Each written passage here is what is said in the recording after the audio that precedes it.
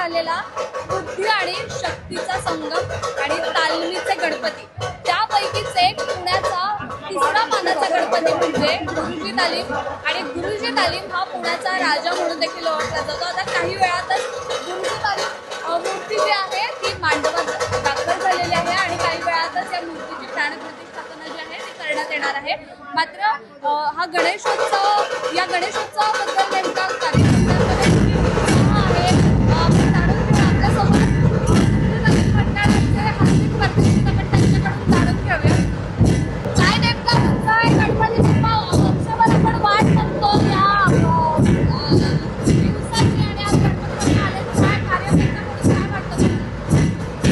पुण्याचा राजा महाराजा तिसरा गणपती गुरुजी तालीम मंडळ यंदा 139 वर्ष साजरं करीत आहे.